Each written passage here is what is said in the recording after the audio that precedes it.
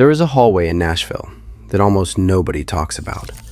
The walls are lined with photographs of country music legends, but every few years, quietly, without ceremony, the industry takes one of those photographs down. Tonight, we're putting 15 of them back on the wall. Some of them said the wrong thing. Some of them loved the wrong person. Some of them sang the wrong song at the wrong moment in history and watched their entire career disappear by morning.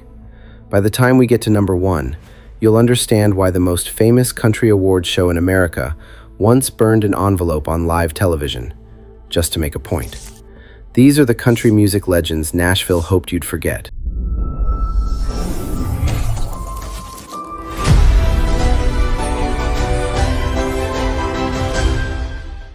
Number 15, Jeannie C. Riley. In 1968, a 22-year-old secretary from Texas recorded a song called Harper Valley PTA. 3 weeks later, it was number 1 in America, on the country and pop charts simultaneously. The first woman in history to do it. She beat the Beatles, she beat Elvis. And then, in the mid-1970s, she found her faith. She walked away from the miniskirts. She started singing gospel. The industry that had crowned her turned its back on her almost overnight. She is still alive today, the woman who once outsold the Beatles, and her name is on no Nashville Hall of Fame plaque. Number 14, Faron Young. Faron Young had 89 charting country songs. He helped discover Willie Nelson. He bought Hello Walls from Willie for almost nothing and wrote it to number 1. He co-founded Music City News. In the 1960s, Faron Young was country music. But by the 1990s, the radio stations had stopped playing him. The young executives stopped returning his calls. On December 9, 1996, in his home in Nashville, Faron Young took his own life. The industry he had built gave him a small obituary. 64 years, 89 charting songs, and he has never been inducted into the Country Music Hall of Fame. Number 13, Holly Dunn. Holly Dunn had one of the most beautiful voices of the 1980s. Daddy's Hands, Are You Ever Gonna Love Me? In 1991, she released a song called Maybe I Mean Yes. It was a love song, but the lyrics, when I say no, I mean maybe, landed in the middle of the Anita Hill hearings. Women's groups protested. Radio stations pulled it. Holly herself asked country radio to stop playing the song, but the damage was done. She quietly retired in 2003. In 2016, she died of ovarian cancer at 59. Most of country music never noticed. 3 legends: a woman erased for finding her faith, a man erased for getting old, a singer erased for one song that landed at the wrong moment. In the next 3, the legends Nashville erased not because they faded, but because they fought back. The first 3 were erased quietly. The next 3 were erased because they refused to stay quiet. Number 12, Wanda Jackson. In the 1950s, a teenage girl from Oklahoma went on tour with a young singer from Memphis named Elvis Presley. She came back with a guitar, a leather skirt, and a growl in her voice that Nashville had never heard from a woman before. Wanda Jackson invented something the radio didn't have a word for yet. We call it rockabilly now. But in 1956, country radio didn't want a woman who sang like that. They refused to play her records. They refused to book her on the Opry stage. While Elvis became the biggest star in the world, Wanda was told to tone it down. She didn't. It would take 50 years before the Rock and Roll Hall of Fame finally inducted her. The country music industry that locked her out in 1956 still has not. Number 11, Lefty Frizzell. Lefty Frizzell taught Merle Haggard how to sing. He taught Willie Nelson how to phrase a lyric. He taught George Strait everything he knows about a country song. In 1951, Lefty had 4 songs in the country top 10 at the same time. Nobody had ever done that before. But Lefty drank. And by the late 1960s, the doors that had once flown open for him in Nashville started quietly closing. Bookings dried up. Producers stopped calling. On July 19, 1975, at the age of 47, Lefty Frizzell died of a stroke in a hospital in Nashville. Almost broke. The man who had taught half of country music how to sing died waiting for a phone call that never came. Number 10. Stonewall Jackson. Stonewall Jackson was a Grand Ole Opry member for 49 years. In 2006, he did something nobody in Nashville had ever dared to do. He sued the Opry for age discrimination.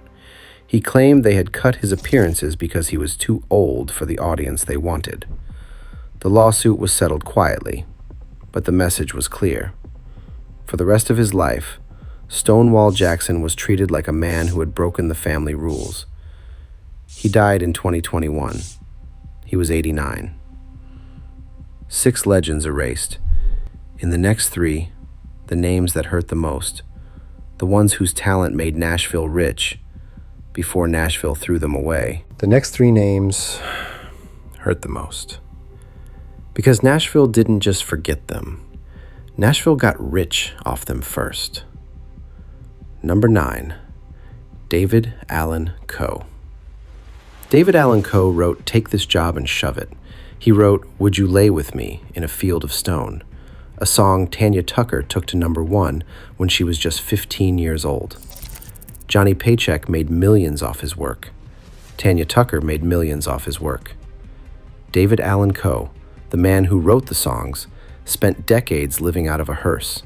He was too rough, too rebellious, too honest about a complicated past that included real time in a real prison. Nashville was happy to record his songs, just not happy to record him. By the time the country music industry began honoring outlaw country in the 2000s, David Allan Coe's name was almost never on the list. He's still alive today, still touring, still owed credit Nashville has spent 50 years refusing to give him. Number 8. Mindy McCready. In 1996, Mindy McCready was the next big thing. Her debut album went platinum. She had a number 1 single, Guys Do It All the Time.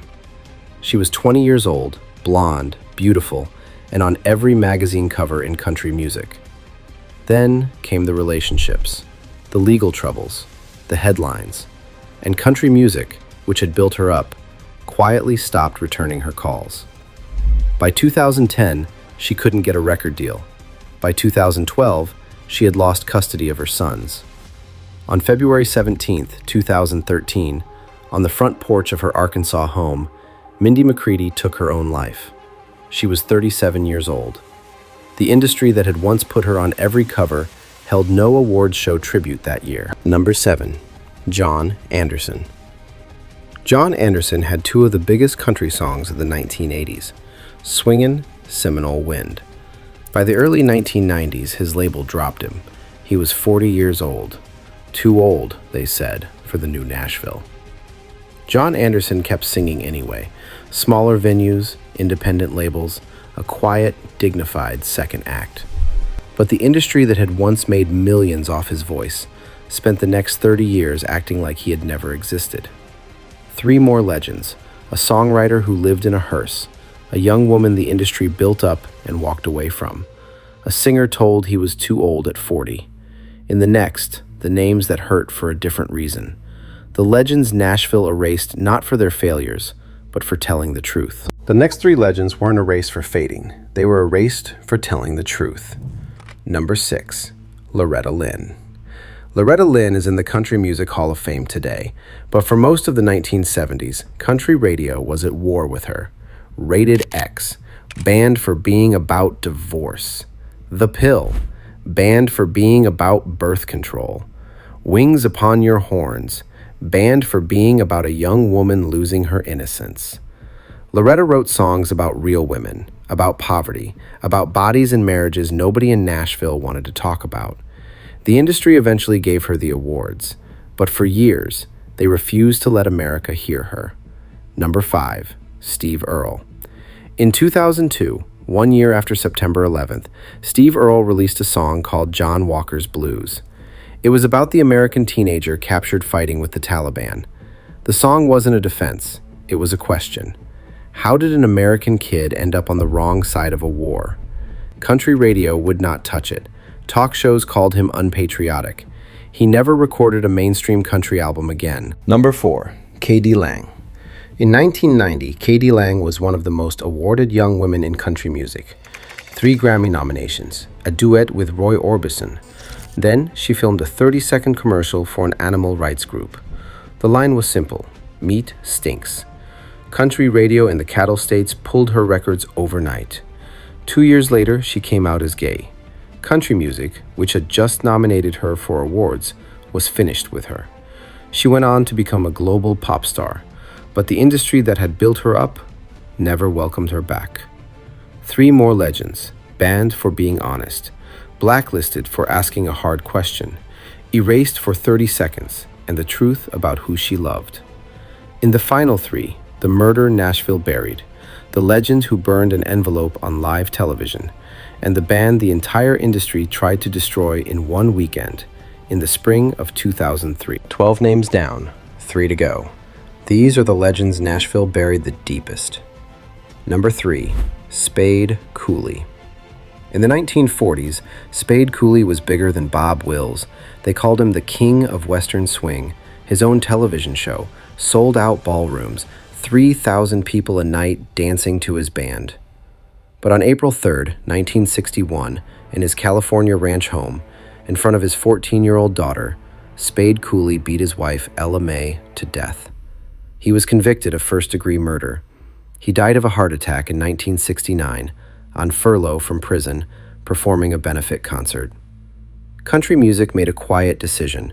His records were pulled. His name was scrubbed from documentaries. The king of Western swing, the man who once filled 3,000-seat ballrooms, became a name nobody in Nashville would say out loud. Number 2, Charlie Rich. At the 1975 Country Music Awards, Charlie Rich walked on stage to present Entertainer of the Year. He had won it the year before. He opened the envelope, he looked down at the name, and then, in front of a national television audience, Charlie Rich pulled out a cigarette lighter and set the envelope on fire. The name inside was John Denver, a pop singer, crossing over into country. It was the most public protest in CMA Awards history. Charlie Rich's career never recovered. Country radio quietly stopped playing him. He died in 1995. The man who burned the envelope on live television to defend country music was punished by country music for the rest of his life. Number 1, The Chicks. On March 10, 2003, on a stage in London, Natalie Maines said 10 words: that she was ashamed the President of the United States was from Texas. Within 72 hours, country radio had pulled every Chicks song from the air. CDs were burned in parking lots. Death threats arrived in the mail. The biggest selling female group in country music history, gone in a weekend. It would take 17 years before country music could even say their name again. 15 legends. Some of them made mistakes. Some of them made songs. And some of them just made the wrong people uncomfortable. But every single one of them was once on top of the world. And Nashville, quietly, without ceremony, took their photograph off the wall. Tonight, we put them back. If one of these names broke your heart, write it in the comments below, and tell us, which legends should we remember next? We read every single one. Take care of yourselves. Hold the music close.